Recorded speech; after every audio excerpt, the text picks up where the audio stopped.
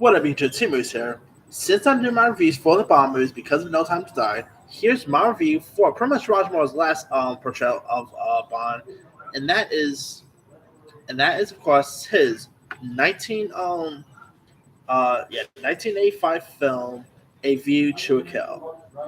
Now, like I said, this film premiered back in 1985, directed by John Glenn, starring Christopher Walken,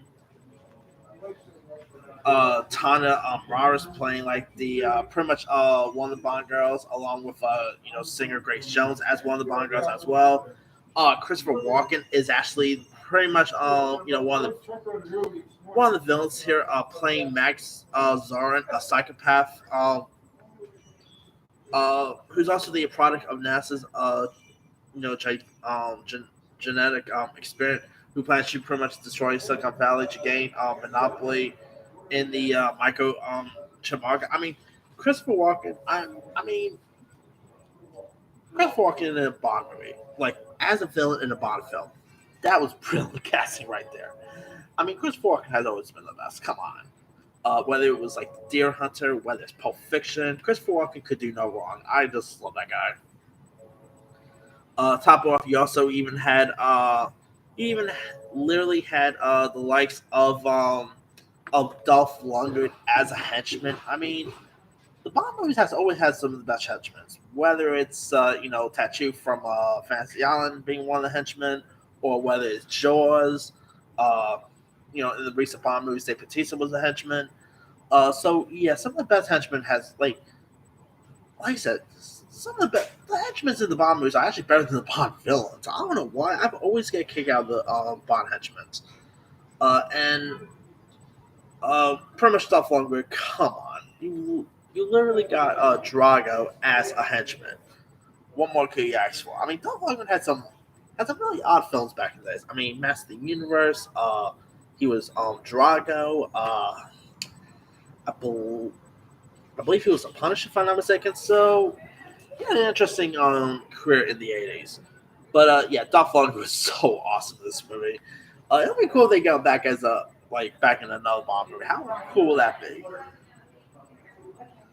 Top off, you also had you even had Tana Roberts as Stacy Sun, who's like the granddaughter of this oil tycoon whose company is taken over by Zoran.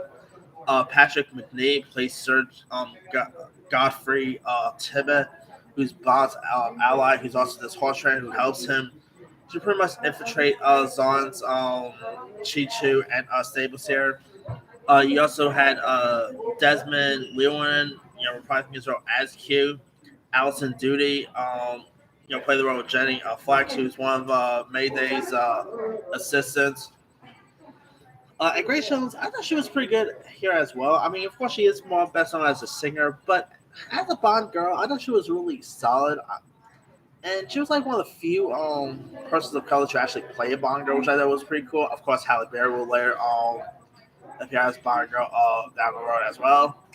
But anyway, yeah, I mean, Grace Jones was gorgeous here. And Tom Roberts was also gorgeous as well. Of course, this movie was once again directed by John Glenn, who once again did a great job directing here. The screenplay was pretty decent. This was also pretty much the last Bond film to pretty much feature Lois Maxwell as Miss Moneypenny as well, so that's pretty cool.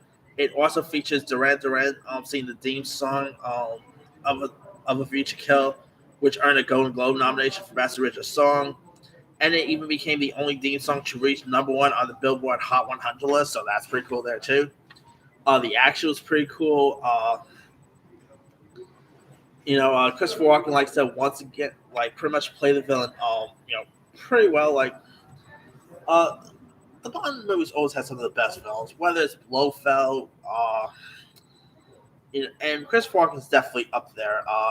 Or whether it's a Harvey Bardem villain role in Skyfall. I mean, they've always had some of the coolest villains, and Christopher Walken's villain in this is no exception. He is so good in this movie.